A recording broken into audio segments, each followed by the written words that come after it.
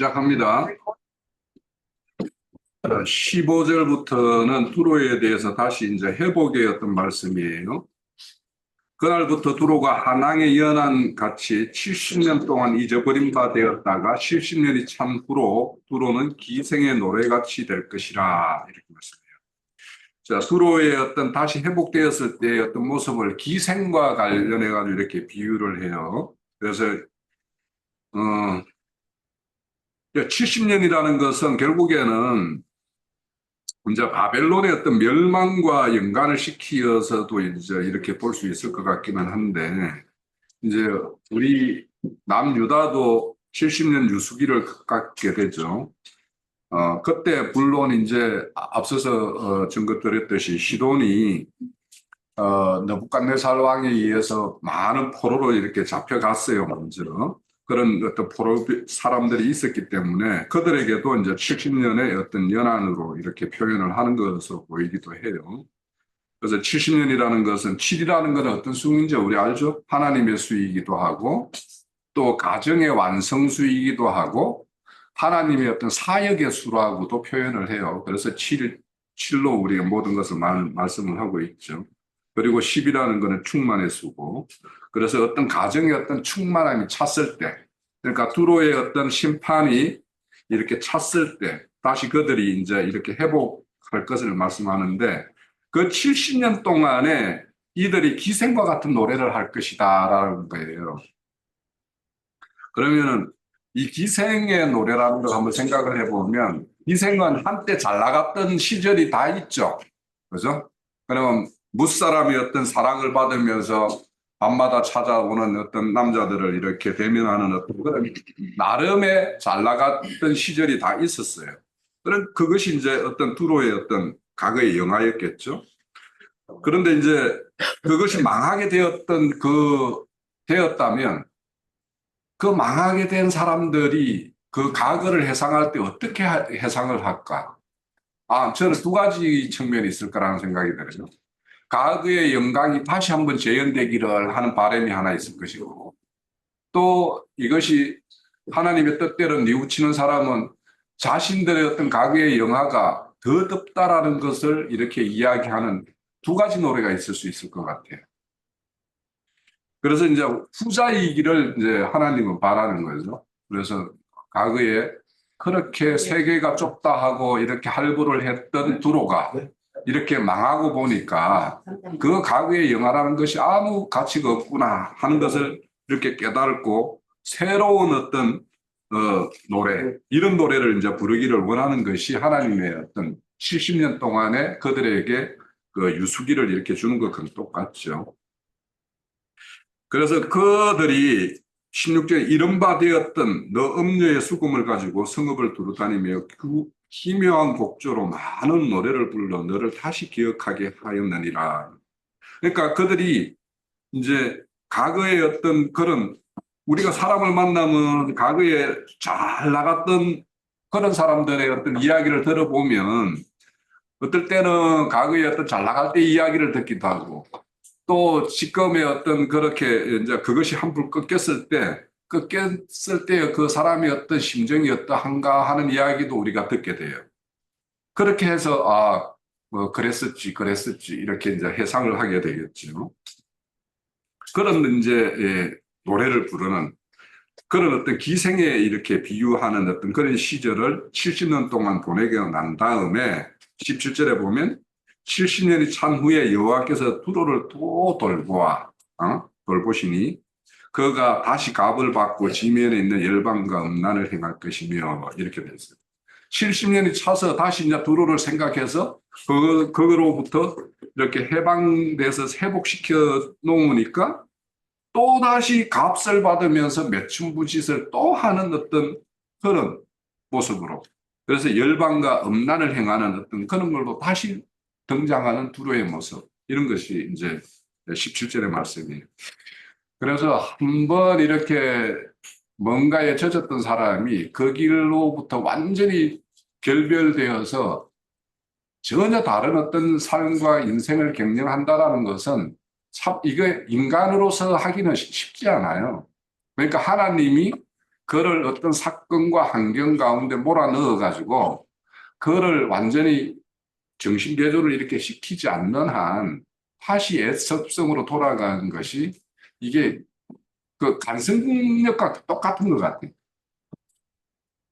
그래서 과거의 어떤 영화를 우리는 잊고 이제는 하나님이 나에게는 전혀 다른 새로운 인생을 살게끔 하고 새로운 출발을 하게끔 하시는구나라고 여기고 이것이 나에게 하나님이 베풀어 주는 원택이다라고 이렇게 받아들이면 이게 새 출발이 가능한데 과거의 어떤 그런 것들을 다시 해상해서 다시 한번 그 영광을 이렇게 세워보겠다라는 이런 꿈을 가지면 매춘부짓을 할 수밖에 없다라는 거예요. 또 다시 10월의 어떤 곡식들을 터날라서 그것을 이렇게 공급함으로 인해서 반대복부의 어떤 물을 이렇게 땡기는 이런 짓을 할 수밖에 없다. 그래서 18절에 보면 그 무역한 것과 이익을 거룩히 여호와께 돌리고 감칙하거나 쌓아두지 아니하리니 이렇게 말해요. 그러면 분명히 그들이 다시 이렇게 매춘부로 열방과 음란을 행하고 그 무역을 통해서 이익을 이렇게 쌓았으면 얻었으면 그것을 자신은 이제 다시 쌓아서 뭔가 이렇게 옛날에 어떤 영화를 이렇게 다시 회복하겠다라고 그렇게 하겠지만 하나님이 그걸 허락지 않는다라는 거예요. 그러니까 한 번 꺾였는데 또 다시 그 사람이 그런 짓을 해가지고 다시 영화를 과거의 어떤 영화를 얻는 그런 사람 쉽게 보기는 힘들죠. 그죠? 그런데 이제 저 이 말씀을 보면서 이제 저는 누가복음 12장에 보면 왜 불의한 부자가 등장하죠. 추수할 것이 많아. 그런데 쌓아둘 곳간이 없어. 그래서 기존의 곳간을 다 헐어버려. 그리고는 큰 곳간을 지어서 쌓아놓고 뭐라고 그래요? 영원아 영원아. 네. 내가 여러 해 먹고 쓸 것을 이렇게 쌓아놨으니 먹고 마시고 즐기자 이렇게 한다라는 거예요. 그럴 때 이제 그러는 그 부자에게 하나님이 무슨 말씀을 하냐면 이 불쌍한 어리석은 영혼아 이 밤에 내 영혼을 내가 취하여 가면은 네가 쌓아놓은 곳간에 그것들은 누구의 것이 되겠느냐 라고 말하죠. 그래서 하나님이 그런 쌓아놓은 곳간을 누구 걸로 돌린대요. 오늘 보면 여호와 앞에 사는 자를 배불리 먹을 양식과 잘 입을 옷감이 되리라 이렇게 하죠. 그것을 하나님을 섬기는 자의 양식과 그가 입을 옷간으로 다 돌려놓겠다라는 것이 하나님의 뜻이에요. 자, 이 말씀을 이렇게 보면 우리의 과거의 어떤 내가 잘 나갔던 시절의 어떤 모든 것들을 다시 내가 다시 한번 이런 노래를 부를 것인가? 이것이 하나님께서 나에게는 전혀 지금까지의 인생과 다른 어떤 인생의 길을 가라고 하나님께서 새로운 터전을 새로운 출발선에 나를 세웠구나라고 생각하고 새 출발을 할 것인가 하는 것은 우리 인생 경험상 중요한 어떤 그런 교훈이 될 거예요. 그러니까 그런 것을 맞은 형제 자매도 있을 것이고 우리 이렇게 살다가 우리 형제 자매님들이 아무 탈 없이 살다가 느닷없이 이런 일을 당할 수도 있는 거예요. 그랬을 때 우리는 이런 말씀을 통해서 과거의 영화를 우리가 어떻게 볼 것인가. 잠시 잠깐의 어떤 영화를 버리고 영원한 영화를 취한 주님과 주님의 제자들의 길, 그 길을 내 길이라고 생각하고 그 길을 갈 것인가. 어떤 두로와 같이 또다시 음행하여 열방과 음행하는 그 길로 갈 것인가. 이거에 대해서 우리가 잘 정리를 해볼 필요가 있고요. 오늘 이제 저는 마무리를 하면서 신자든 불신자든 누리는 걸 싫어하는 사람은 없어요. 그리고 우리가 믿는 자는 누리면 안 돼 하는 어떤 금욕주의적인 이것도 우리의 어떤 복음의 어떤 내용과는 달라요. 그래서 가능하면 누리시는 어떤 그런 인생을 경영을 해야 되는데 그런데 우리의 가는 길에 하나님께서 우리에게 고통과 질고를 준다 할지언정 그런 가운데에서도 만약에 하나님이 주시는 희락과 화평 그런 것을 맛보지 않는다라면 그런 것이 없다라면 주님과 주님의 제자들이 거기를 갈 수 있겠는가? 하나님이 주시는 그 기쁨, 그것을 잠시 잠깐, 그 기쁨이 날마다 뭐 그 기쁨으로만 산다라면 그 사람은 뭐 그냥 한상 속에서 사는 거죠. 그럴 수는 없어요. 우리가 인생을 살면서. 그런데 우리가 주님의 길을 가는 동안에 잠시 잠깐 주님께서 우리에게 세상이 줄 수 없는 그런 기쁨과 안위, 이런 것들이 우리에게 주어지지 않는다면 그 길을 갈 수 있겠는가? 그러면 우리 형제 자매님들은 세상이 줄 수 없는 하나님이 만일 우리에게 주는 그런 기쁨과 희락을 잠시 잠깐씩 맛보면서 그렇게 가고 있는가? 반드시 저는 우리 형제 자매님들이 프로가 누렸던 그런 어떤 값업, 썩어질 그런 어떤 영화, 그런 것을 이렇게 접어두고 하나님께서 우리에게 주기로 된 영원한 어떤 그런 영화를 위해서 이 시간 우리에게 어떤 것이 온다 하더라도 하나님께서 우리에게 베풀어 주는 어떤 그런 기쁨과 그런 맛을 우리는 보면서 가야 돼요. 그것을 봐야 돼요, 인생에서. 그래서 저도 이제 오늘 아침에 우리 그 큰아들이 이제 무슨 시험 본다고 오늘 시험 날짜라서 하나님께 이제 기도를 했는데 되게 작은 거 참 별것도 아닌 건데 시험이 그 작은 것을 기쁨으로 이렇게 가지면 또 더 큰 기쁨을 위해서 또 뭔가 이렇게 도전하는 것이 아니겠는가. 그러면서 가능하면 좋게 되게 해달라고 이렇게 기도를 했어요. 그것이 하나님이 세상 가운데서 우리에게 주는 어떤 기쁨이 어떤 것과 어떻게 뭐 다를까 하는 것들도 생각을 해보면서도 저 젊은 청년에게는 저 작은 것이 또한 큰 용기를 얻는 새로운 어떤 그런 힘이 될 수도 있겠다라는 생각이 들어서 그런 기도를 했는데 우리 믿음의 어떤 우리 용사들은 이 길 가다 보면 많은 어려움이 많을 때 그때마다 하나님께서 주시는 그 위로와 안식이 또 다른 힘이 돼서 아까 보면 허리띠라고 그랬죠? 그 허리띠가 채워져서 우리의 길을 끝까지 갈 수 있는 그런 힘이 되는 오늘의 어떤 말씀이었으면 좋겠습니다. 제 증거는 마칠게요. 네.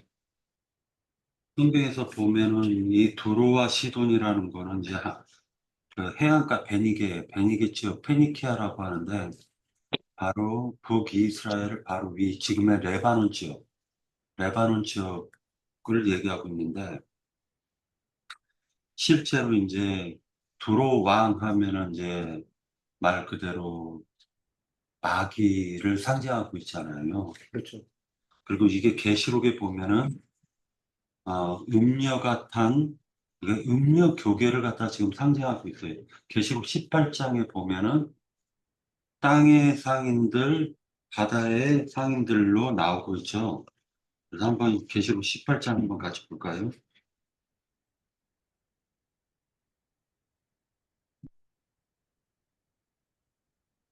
바벨론이라는 게 지금 이게 사실은 두로를 가리키는 거예요. 바벨론이라는 게.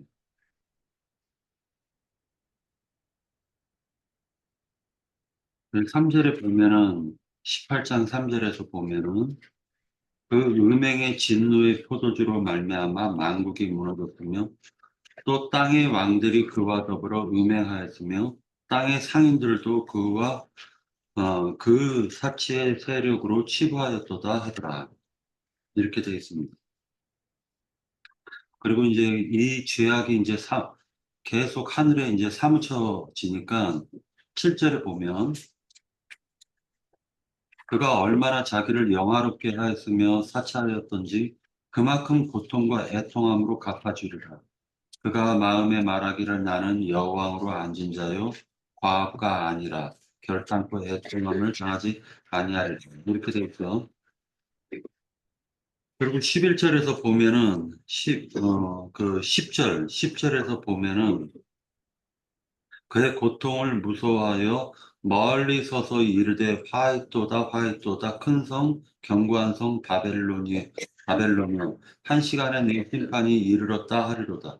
이것을 갖다가 멀리서 바라봤다라는 거예요. 바벨론 성이 무너질 때.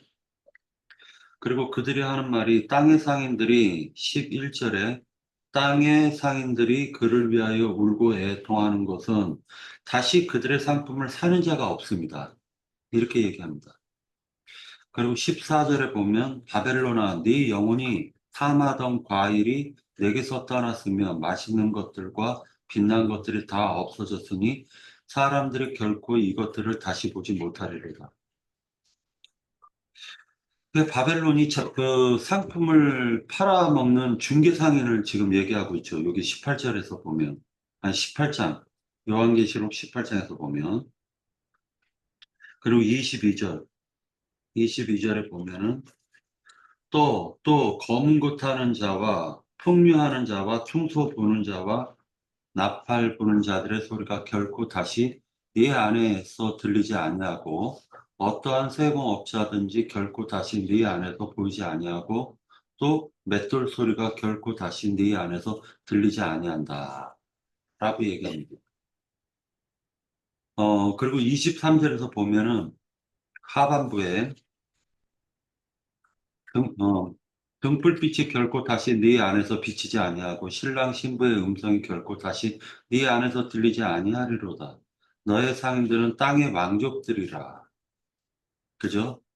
해석을 뭐라 얘기하냐면 너의 상인들은 땅의 왕족들이라고 해석을 해주고 있습니다. 땅의 왕족들. 그리고 복술로 말미암아 만국이 미혹되었도다. 자, 그럼 이제 이렇게 지금 음료 교계가 받을 심판에 대해서 지금 얘기하고 있는 게, 이사야서 22장에 보면은, 23장에 보면, 두로와 시돈의 관계로 묘사를 하고 있는데, 두로는 이제 말 그대로 머리고, 시돈은 이제 그 상인들을 얘기하는 거예요. 그러니까 왕족들이죠. 상인들은 왕족들. 그래서 23장 2절에 보면 바다에 왕래하는 시돈 상인들로 말미암아 부유하게 된 너희 해변 주민들아 잠잠하라 이렇게 되어 있습니다. 그러니까 이 두로가 지금 어떻게 되어 있냐면은 동쪽으로는 그 레바논의 백향목이라는 거 들어보셨죠? 그러니까 백향목이라는 게 그 크리스마스 때 보면 그 추리라고 이렇게 삼각형으로 돼가지고 나무 이렇게 조그맣게 만들어서 거기다 막 장식하잖아요.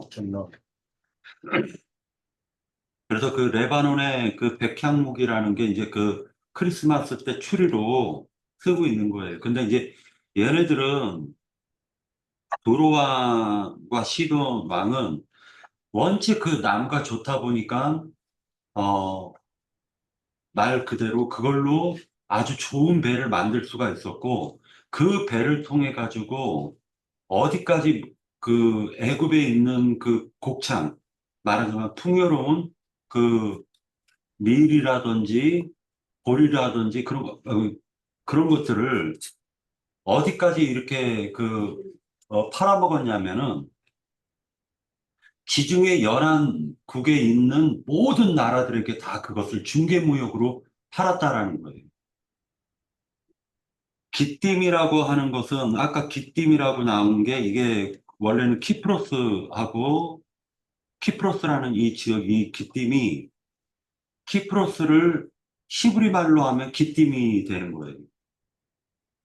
키프로스를 시브리 말로 하면 기띔이 되는 겁니다. 그러니까 여기에서 보면은 기띔이 1절에 보면 두로에 가는 경고라 다시스의 베드라 너희는 슬피 부르짖을지어다 두로가 황마하여 집이 없고 들어갈 곳도 없으며 이 소식이 기띔 땅에서부터 그들에게 전파되었음이니라 라고 얘기하는데 기띔에서 다시스라는 건 지금 말하자면은 지중해 맨 끝에 있는 그 스페인이잖아요.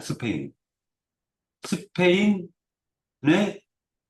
두로에 말하자면 두로의 물건을 팔 수 있는 어, 해상무역 식민국을 만들어버린 거예요. 거기다가.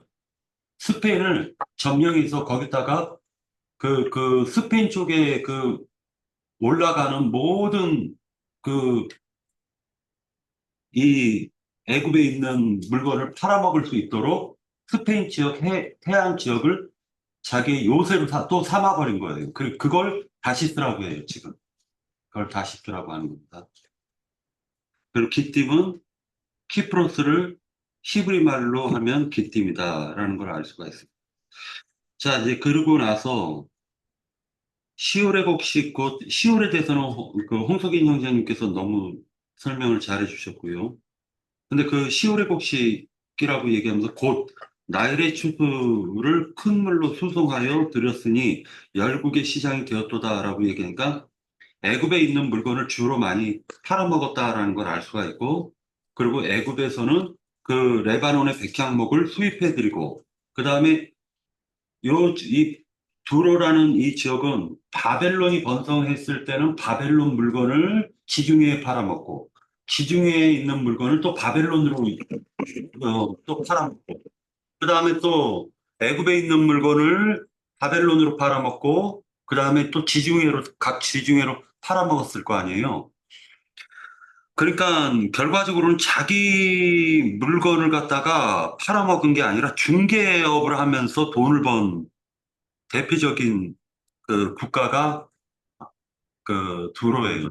두로와 시돈. 그래서 열심히 애굽에서 막 세상에서 그 말하자면은 그 물건 만들면 그거 이제 중개업으로 팔아먹는 법을 했던 자들이라는 겁니다.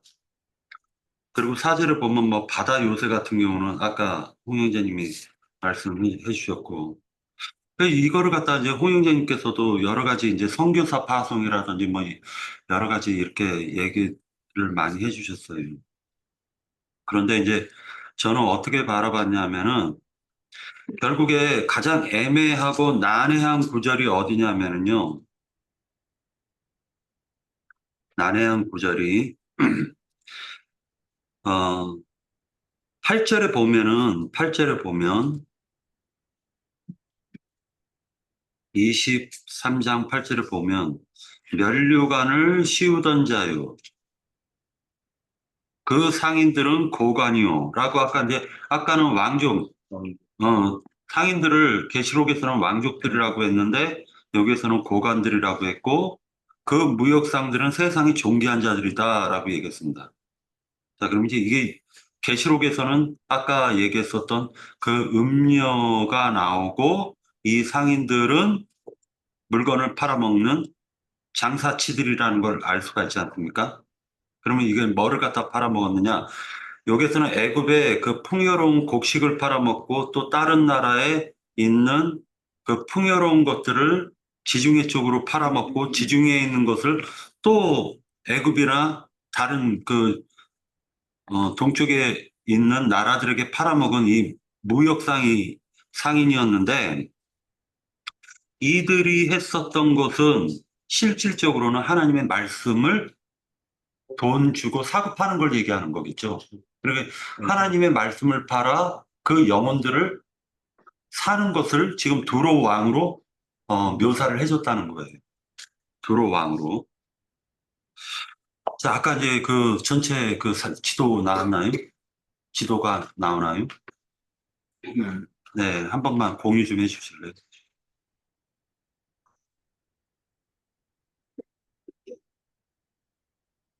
그 두로와 시돈의 위치는 어, 혹시라도 이 지중해 지역을 갖다 한번 보면 알 수가 있어요. 얼마나 이게 광활하게 이루어졌는지. 지금 이쪽에 보면은, 요거 말고요.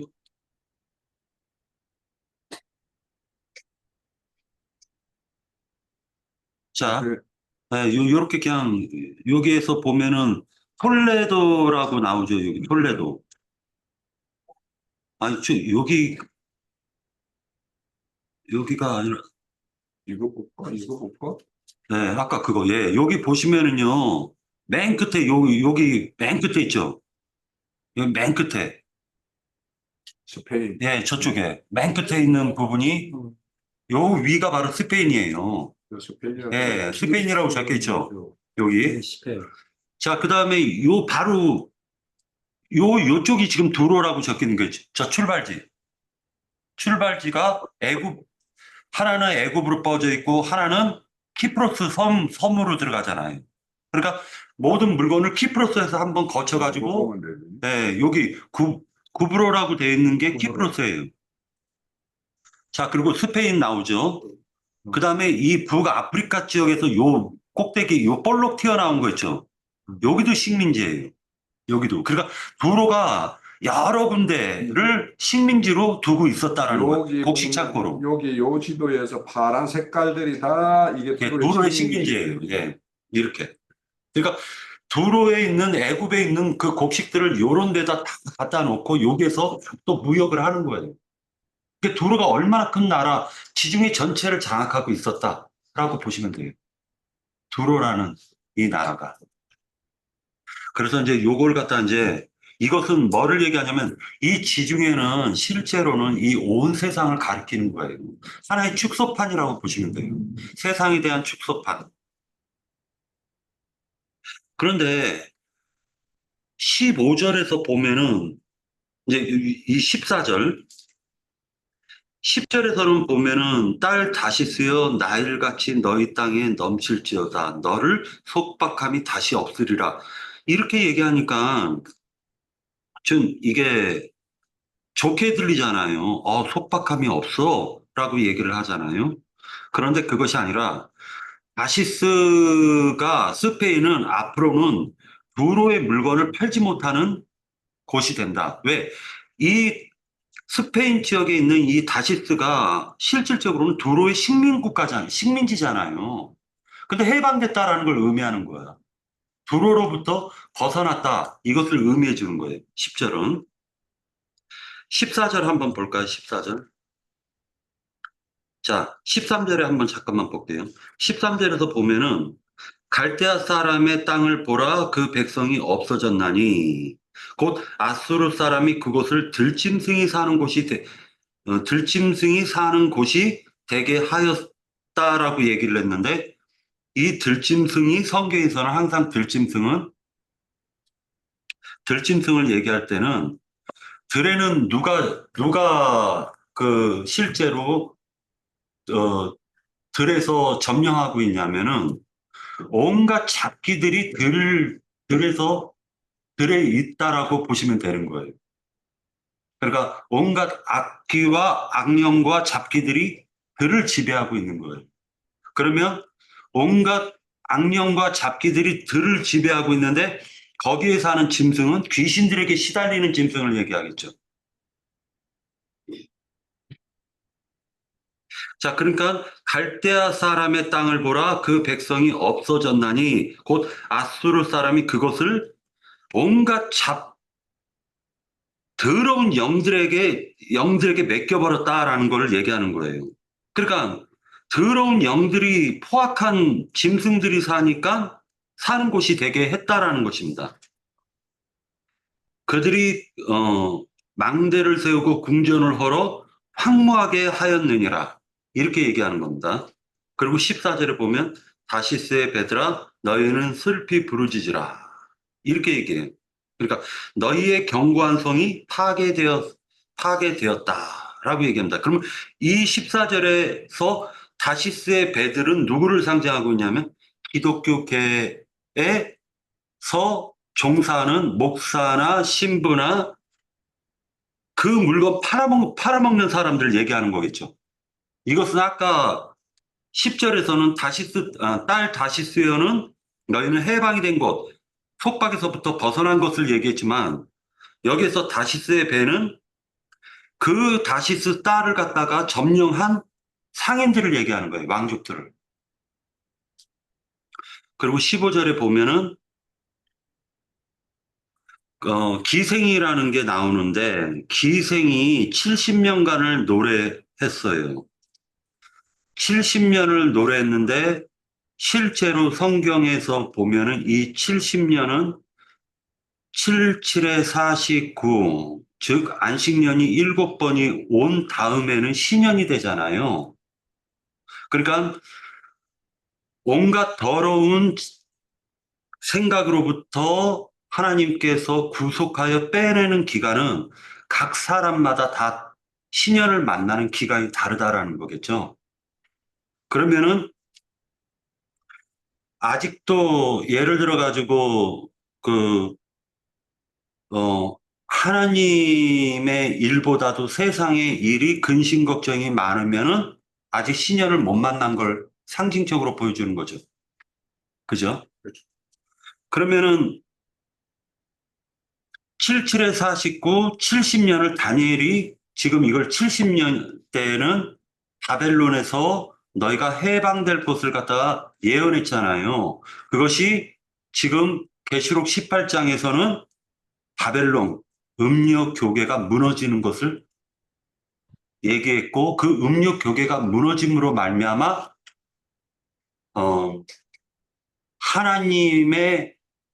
하나님의 백성들이 해방되는 것을 지금 암시해주고 있는 거예요. 그러면 그 바벨론에 그러면 포로로 사로잡힌 이유가 뭐냐면은 이 바벨론의 기생이 너무 아름다워. 그러니까 그 비단 장소 왕서방이 지나가다 기생에게 홀려가지고 70년간 자기 것 다 뺏기고 난 다음에 그 기생의 노예로 살다가 비단 장소 왕서방이 정신 차리는 기간이 70년으로 지금 해방되는 기간을 암시해주고 있는 거잖아요. 그러니까 이 지금 여기서 약간 오해되는 구절이 뭐냐면은 18장 아까 홍 형제님께서 너무 이 부분도 그 이렇게 우리들에게 쉽게 설명을 해주셨는데 18장에 보면 18절에 보면 이거 끊어야 돼요. 한번 끊어줘야 돼요. 뭐냐면 그 무역한 것과 이익을 거룩히 여호와께 돌리고 간직하거나 쌓아두지 아니하리니 그 무역한 것이 한번 끊어주고 여호와 앞에 사는 자가 배불리 먹을 양식 잘 입을 옷감이 된다라고 얘기했어요. 그러면 이것이 뭐냐면은 기생이 열심히 왕서방 것도 뺐고 저 김서방 것도 뺐고 박서방 것도 빼서 놨더니 하나님께서 그것을 여호와를 경외하는 자들에게 다 돌려줬다. 이렇게 되는 거예요. 그러면 기생은 헛짓거리 한 거죠. 열심히 재산은 모아뒀지만 헛짓거리 한 거예요. 헛짓거리. 이것이 17절에 보면 70년이 찬 후에 여호와께서 두로를 돌보시리니 그가 다시 값을 받고 지면에 있는 열방과 음란을 행할 것이며 그러니까 아니 여호와께서 두로를 돌보셨다 하니까 이 좋게 보이잖아요. 무슨 두로를 돌봤는데 그가 값을 받고 그러니까 화대를 받았다라는 거예요. 창녀니까 값을 받고 지면에 있는 열방과 음란을 행했다 이렇게 얘기를 하니까 이 두 마귀와 그의 사자들 즉 무적갱에 갇힌 자들은 천년왕국 끝에는 또 한 번 해방이 되는 기간이 있다라는 거겠죠. 그래서 또 한 번 파대받고 사람들을 만국을 또 미혹하는 영이 활동하는 기간이 있는데 이것을 여호와께서 두루를 돌보셨다 이렇게 하니까 약간 좀 애매모호하게 보인다라는 거예요. 근데 그것이 어떻게 하나님께서 그 돌봤다라는 것이 아니고 이게 돌보시리니 이것은 하나님이 무적갱에서 그 마귀와 그의 사자들을 한번 뺄 때 곡과 마국의 전쟁을 통해 가지고 영원한 영세에 들어가는 것을 이렇게 표현한 것이 아닐까라는 생각을 좀 해보았습니다. 네, 여기까지입니다. 누가 공유를 해달라고 그래가지고 그걸 공유를 하면서 제가 좀 찾아본 것도 있고 우리가 다시 하나 또 새겨볼 것도 있고 해요. 자, 이게 이제 그 프로의 어떤 해상 무역을 이루었던 그 노선들이 이게 노선들이고 지금 공유를 해줘요. 공유를 안 했나요? 네, 지금 공유 안 됩니다. 잠깐만요.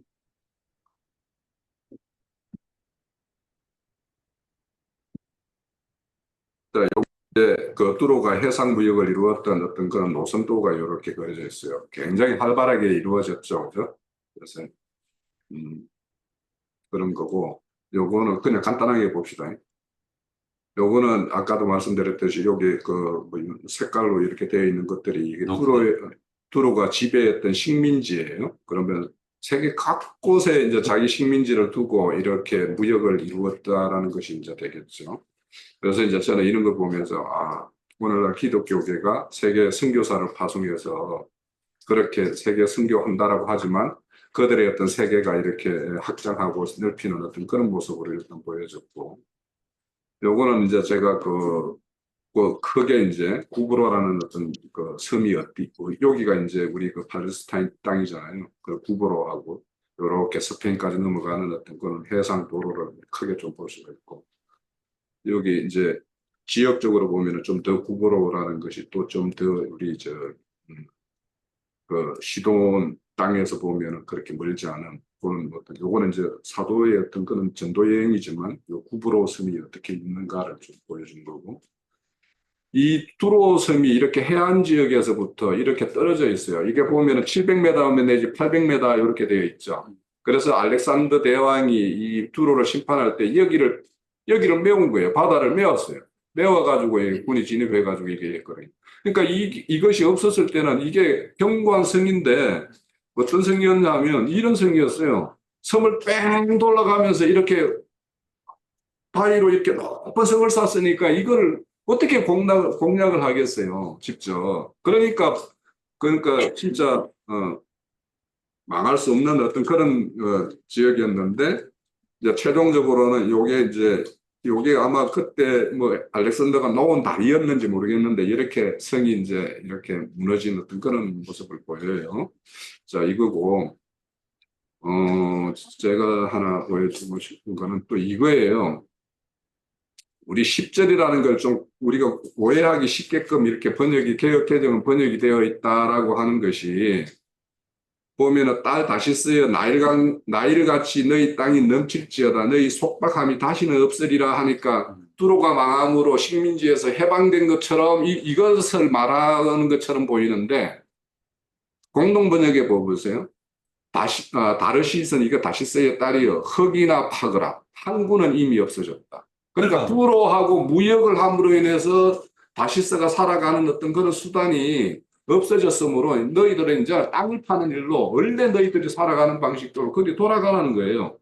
그리고 10절에도 여기 보면은 여기 좀 잘 안 보이는데 보면 다시스의 딸이 너희 땅으로 돌아가라 땅을 갈아라 이제는 너희 항구는 없어졌다. 그러니까 지금까지 여기는 뭐냐면 아까 여기 10절에 속박함이라고 이렇게 번역되어 있는 것이 그들의 어떤 큰 힘이 지탱이 되는 허리띠와 같다라는 걸로 내가 말씀을 드렸죠. 그 속박함이라는 단어를 찾아보면 허리띠예요. 그래서 이게 다른 단어에서 이런 데 쓰이면 보면 이 단어가 앞에는 항상 강한 허리띠 이런 식으로 이제 형용사를 붙여가지고 이렇게 표현을 해요. 그러니까 가시스가 뭔가 믿고 배경으로 이렇게 크게 삼았던 그것이 이제 없어졌으니까 너희 어떤 본래의 어떤 살아가는 방식으로 살아가야 된다라고 하는 말씀이 이제 10절의 말씀이에요. 그러니까 물론 이제 당연히 두로가 망했으니까 해방도 되었죠. 해방이 되었지만 이 말씀이 우리에게 주고자 하는 것은 너희들이 예전에 살아가던 두로의 어떤 식민지가 아니었을 때 그러니까 만약에 교회라면 두로의 어떤 세상 정신, 그 애굽의 공부를 공급하는 세상의 어떤 정신으로 이렇게 지배당하지 않았을 때 순수한 교회의 모습, 그 모습으로 회복해야 된다라고 하는 것을 다시스라고 말하는 것이고 6절에서 다시스로 피하라고 하는 것도 깃딤에 가면은 너희들 평안을 찾지 못하지만 다시스 그 멀리 그래서 기존의 기독교계에서 완전히 떠나서 결별된, 그래서 그런 것들을 여기서 다시스로 어떤 피난을 하라라는 거라고 이제 저는 이제 이 말씀을 받기 때문에, 기띔이라는 것은 내가 장로교회에 있다가 감리교로 갔다가 성결교로 갔다가 그 교파교회에서 뺑뺑 돌아본들 거기서 평안을 얻을 수 없으니까 완전히 교파교회와 결별해서 온전하게, 하나님의 어떤 정한, 그 보면은 계시록 12장에 보면은 한 곳, 광야의 한 곳 이렇게 하나님이 그 양육하는 그런 처소로 마련돼 있죠. 독수리가 날개로 이렇게 엎어다가 이렇게 하는 곳. 그곳이 이제 우리가 여기 교회를 이루고 있는 건기름 붓는 집이 그런 것이 아니라고 하면 여기서 우리가 다 나가야죠.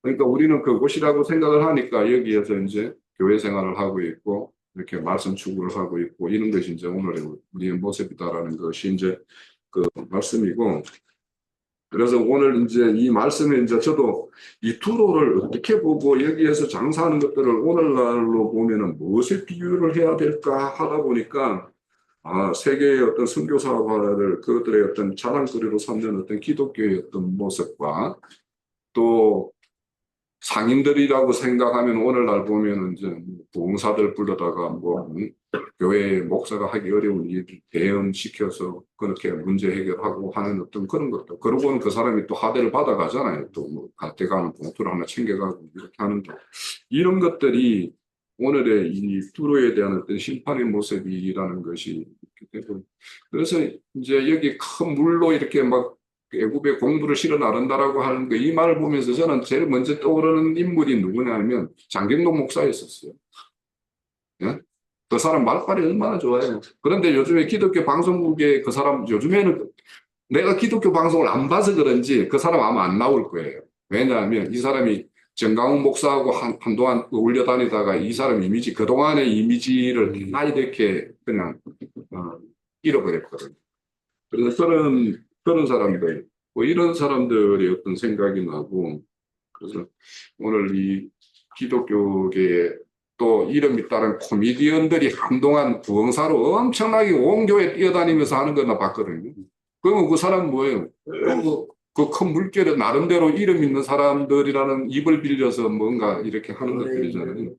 그래서 그런 것들이 오늘 이 투로에 대한 어떤 심판은 오늘날 기독교계가 그런 걸로 인해서 이제 자기들이 어떤 자랑 삼았던 거 이런 것들이 이제 시들해지고 그런 기운이 다 빠져가는 것 이런 것들을 이렇게 상징하고, 이게 투로에 대한 어떤 심판의 어떤 하나의 징후 아닌가 이런 생각을 좀 하면서 이 말씀을 봤어요. 그래서 저는 네, 당연히 크리스는 요나가 이제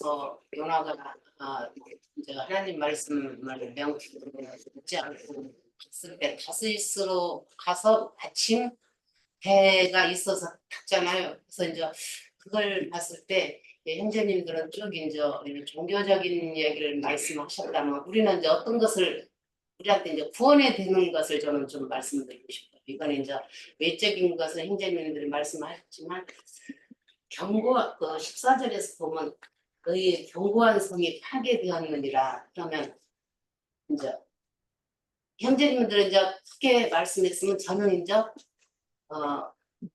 나를 놓고 좀 잠깐 봤거든요. 내가 견고한 성이 과연 나는 지금 어떤 상태인가. 그냥 그렇게 그 다시스의 배들처럼 그렇게 나는 지금 어떤 상태인가를 좀 잠깐 형제님들 말씀하면서 우리는 그들은 그랬을지라도 우리는 어떻게 구원을 받아야 될까? 그러면 견고한 그 성이라는 것은 내가 그 옛사람 안에서 그냥 진행치고 딱 들어주도 못하게, 아까 형제님들 사진을 봤을 때 제가 딱 그 느낌이 오더라고요. 거기 사진에서는 우리가 보면 사진으로 보지만 그 성을 치고 들어갈 수가 없는 그런 상태가 나 아닌가를 내가 잠깐 봤었어요. 그 사진에서는 그렇게 이제 보이는데 그게 이제 나와는 어떻게 결부가 될까? 나는 어떻게 어떤 상태로 구원을 받을까 했던 것들이 좀 생각이 나서 말씀드렸어요. 그래서 진치고 있고 그 성벽을 뚫지도 못하고 들어가는 것은 나의 옛사람이 강하고 아집이 있으면 주님이 뚫고 들어오는 그런 것이 참 힘들겠다. 그것을 조금 느꼈어요. 생각이. 세상에서 눈에 들어왔던 거는 불후의 나중 형편이 한참 이름을 날리던 기생이 잊혀진 바 된 다음에 그 기생의 노래처럼 될 거다라는 그 말씀, 그 기생의 노래가 뭘까? 그걸 참 많이 생각을 해봤었어요. 그런데 뭐 잘 아실 것처럼 기생이라는 큰 음료, 세상 교회를 상징하는 거니까 한때는 잘 나갈 때가 있지만 나중에는 결국은 기생, 뭐 젊을 때야 잘 나갈지 모르지만 기생도 70년이 지나면 늙으면 누가 그 기생을 찾겠어요. 그러니까 옛날에 나도 잘 나가던 때가 있었는데 하면서 탄식하는 노래라는 이제 그런 뜻일 테니 기독교계도 결국은 한창은 잘 나가는 때가 있었지만 결국은 잊혀지는 때가 온다, 버려지는 때가 온다. 그런 예언이다라고 이제 생각을 해서 그 일에 오늘 뭐 그 다시스로 가는 선척 배들을 많은 물품을 싣고 나가서 비싼 값에 팔고 거기서 또 싼 물건 사다가 이쪽 그 중운동 지역에 또 비싼 값에 팔고 가면서 장소 오면서 장사 이제 이렇게 하는 그런 것이 다 비유인데 세상 교계가 참 장사도 잘했지만 이득도 너무 지나치게 많이 해서 치부를 해가지고 결국은 그게 세상 말로는 너무 돈을 사람의 수준은 거기에 미치지 못하는데 너무나 많은 돈을 축제를 해놓다 보니까 배 터져 죽는다. 가룟유다가 기독교계에서 그렇게 성취된다. 이제 이런 것과 연관해서 기생의 그 지난날 한때 잘 나갈 때 그때를 늙은 다음에 70년이 지난 다음에 기생 노래를 부른다는 것은 탄식 아니겠는가 그런 생각을 해봤습니다. 네.